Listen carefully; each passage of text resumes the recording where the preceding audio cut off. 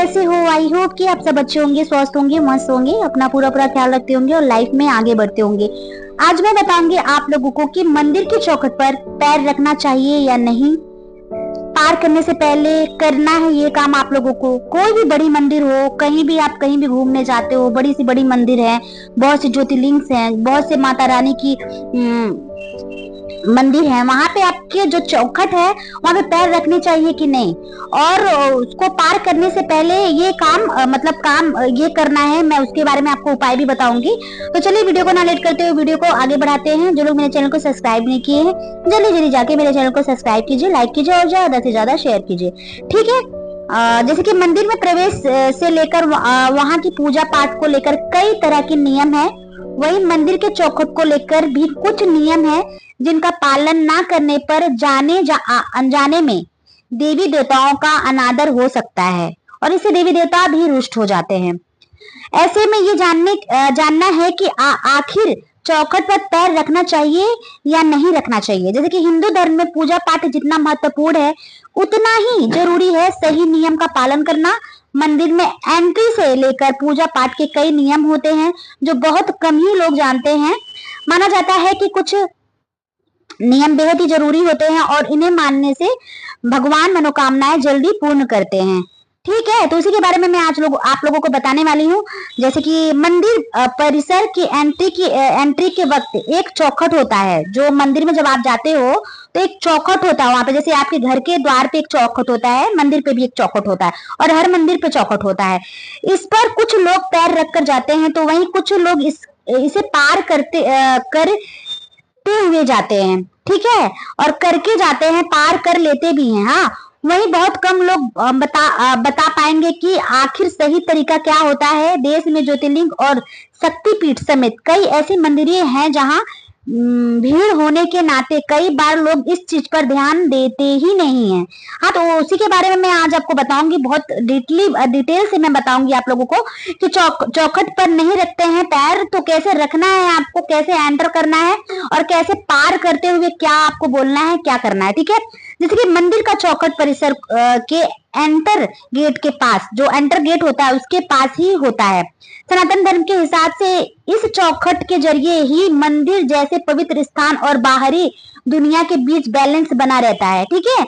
मंदिर के चौखट पर आदित्य ऊर्जा जो होती है, जो शक्ति वाली ऊर्जा होती है, वह मंदिर के चौखट और दरवाजे के परिसर की मुख्य ऊर्जा बिंदु भी मानी जाती है, ठीक है। मंदिर में प्रवेश के वक्त कभी भी चौखट पर पैर बिल्कुल भी नहीं रखना चाहिए, क्योंकि इसे देव जो होते हैं ना, जो देवी देवता के द्वारा भी कहा जाता है कि जो हमारे देव देवता हैं उनके द्वारा भी कहा जाता है कि कुछ मान्यताओं के हिसाब से चौखट पर ही देवी देवताओं की सूक्ष्म ऊर्जा होती है, ठीक है।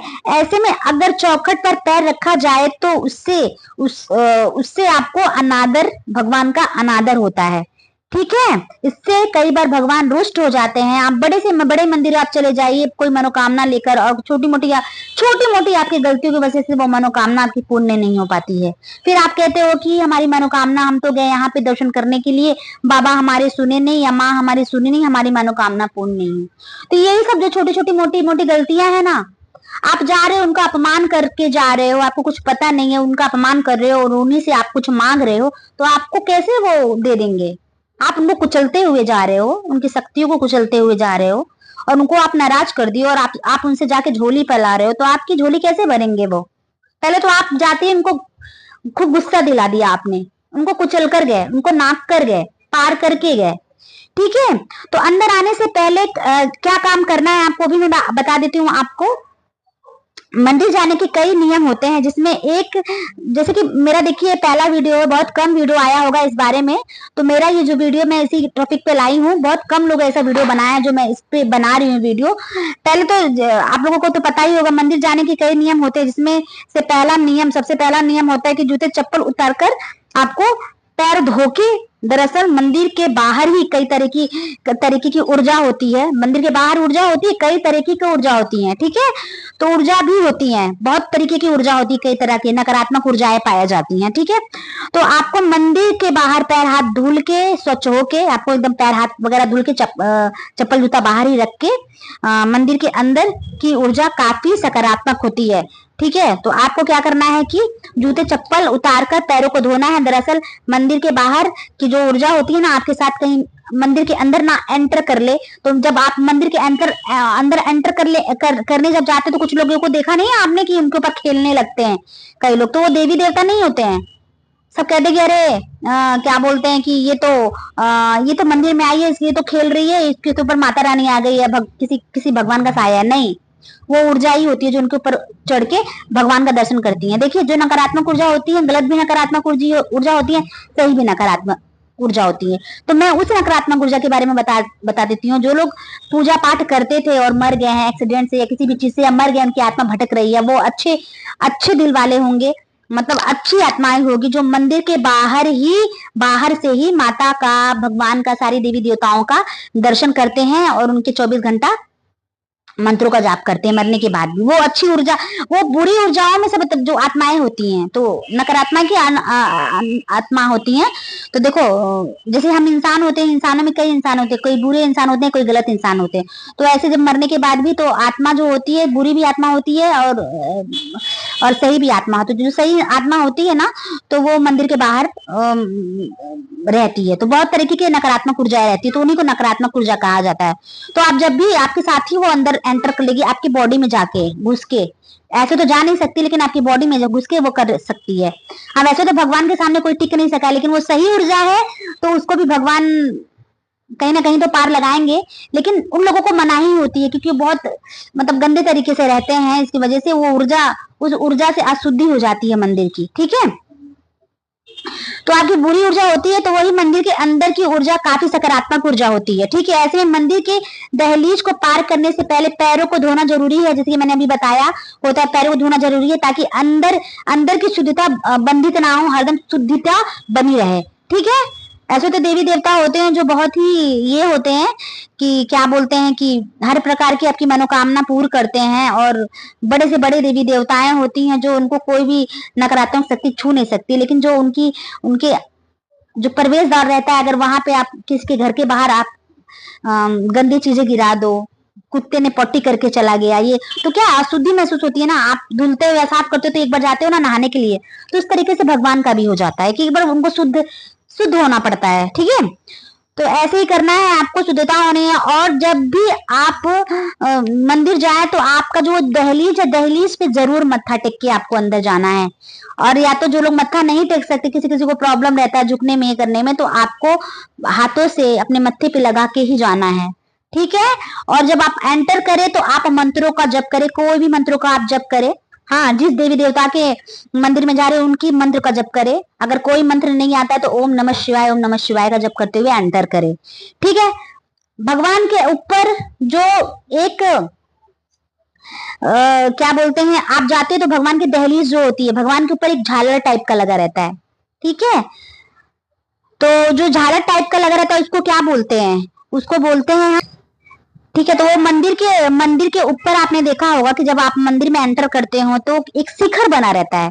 तो जब भी आप मंदिर में एंटर कर रहे हो तो कुछ दूरी पे आप देखते हो कि मंदिर के ऊपर शिखर बना रहता है। तो उस शिखर को देखते हुए, भगवान का मंत्र जप करते हुए आप अंदर जाइए, बहुत ही शुभ परिणाम मिलता है, आपकी हर मनोकामना पूर्ण होगी, ठीक है।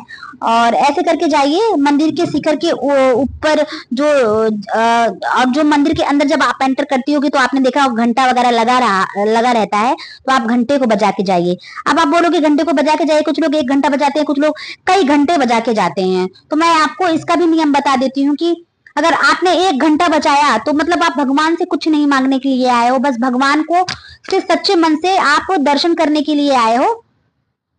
और 2 घंटी बजाते हो तो आप भगवान का मनोकामना के लिए गए हो। तो ये भगवान को हम बताते हैं, घंटी के संकेत से भगवान को हम बता देते हैं कि 2 घंटी बजाया तो किसी मनोकामना के लिए और 1 घंटी बजाया तो भगवान मैं आपसे मिलने आया हूँ सच्चे मन से। ठीक है, अगर कोई मनोकामना लेकर जा रहे हो तो 2 घंटी बजाइएगा, और ऐसे ही जा रहे हो भगवान से मिलने के लिए तो 1 घंटी बजाइएगा। ठीक है, घंटी का बहुत बड़ा महत्वपूर्ण ये होता है। आप कई घंटी भी बजा सकते हैं सच्चे दिल से। आते समय लौटते समय आपको घंटा बिल्कुल भी नहीं बजाना है, और आते समय आपको मंदिर, कोई भी मंदिर हो, आपको पीठ दिखाकर नहीं आना है बिल्कुल। जब आप दहलीज पार करोगे बाहर की तरफ तो आपको पीठ नहीं दिखाना है। आप जब दहलीज पार करोगे तो भगवान की तरफ मुख करके, पीछे से पैर करके आपको तब चले जाना है, ऐसे करके। ठीक है, नमस्कार करके। ठीक है, ये चीजें करनी है। छोटी छोटी बातों का ध्यान रखना पड़ता है हमें। और मंदिर में बेल्ट वगैरह, जो लोग पुरुष लोग हैं, बहुत से पुरुष होते हैं जो बेल्ट वगैरह, चमड़े का बेल्ट वगैरह पहन के एंटर कर लेते हैं। कहीं कहीं मंदिरों में तो मनाही होती है, लेकिन कहीं कहीं मंदिरों में कुछ लोग तो इस चीज को मानते नहीं है। लेकिन आप चमड़े का बेल्ट पहन के जा रहे हो तो आप खुद अशुद्ध होके जा रहे हो। तो सबसे पहले जो पुरुष होते हैं चमड़े का बेल्ट वगैरह मत लेके जाओ। जो महिलाएं होती हैं चमड़े का बैग वगैरह हो वो बिल्कुल लेके मत जाना। चमड़ा मतलब खाल हुआ, किसी भी जानवर का खाल है, वो खाल आप अगर बेल्ट से पहन रहे, बेल्ट के हिसाब से बना के पहन रहे हो, या ये बैग लेकर पहन रहे हो, तो अगर किसी जानवर का वो खाली है ना, वो मिट, वो मर चुका है, उसका खाल नोच कर ही वो चीज बनाया गया ना, तो वो चीज अशुद्ध हुआ। इसकी वजह से ये सब चीज को, छोटी छोटी चीजों को आपको ध्यान देना है। आपको क्या करना है, आप किसी भी मंदिर में जाइए, आप जा रहे हो तो रास्ते में मंत्र का जप करते हुए जाइए, शुद्ध मंत्र से, कि मैं आ रही हूँ माँ, मैं आ रही हूँ बाबा, आप प्लीज वहां चल के अपनी छत्र छाया मुझ पे बनाए रखिए। आप मुझे प्लीज भगवान कृपा करके मुझे दर्शन दीजिए वहां पे। मतलब दर्शन तो ऐसे कलयुग में नहीं होता है, कृपा करके मेरी बातों को सुनिए। मैं अपनी बातों को अनुभव आपको करवाऊंगा अपने मन से, मैं किसी भी चीज से। आप मेरी बातों को सुनिए, या मेरे कष्टों को दूर कीजिए, ऐसा कह के आपको चले आना है। ठीक है, कुछ कुछ मंदिरों में ऐसा होता है कि वहां पे क्या बोलते हैं कि बिल्कुल भी मना होती है कुछ भी चीज एंटर करने के लिए, बिल्कुल भी नहीं ले जाया जाता है। जैसे कि मैंने आप लोगों को बताया कि चमड़े का बेल्ट वगैरह, बैग हुआ चमड़े का, ये सब बिल्कुल भी नहीं। तो इन सब ये छोटी छोटी बात जो होती है, छोटी छोटी चीजें ना हमारी जिंदगी को ना सफल बना देती है, छोटी छोटी चीजें। और ये छोटी छोटी चीजें ना हमारी जिंदगी को तहस नहस कर देती है। तो आप ये सब छोटी छोटी चीजें ध्यान दोगे ना तो आपकी लाइफ एकदम स्मूथ चलती रहेगी। तो इस चीज के लिए मैं आज आप लोगों को वीडियो लेके आई थी, और भी टॉपिक पे वीडियोस लेके आऊंगी। तब तक के लिए मैं विदा चाहती हूँ आप लोगों से। ऐसे तो मैं छोटे मोटे रोज शॉर्ट वीडियोस लेके आती हूँ, उपाय अपना लेकर आती ही हूँ। तब तक के लिए मैं चलती हूँ, विदा चाहती हूँ। जय श्री कृष्णा, जय महाकाल, जय माता दी।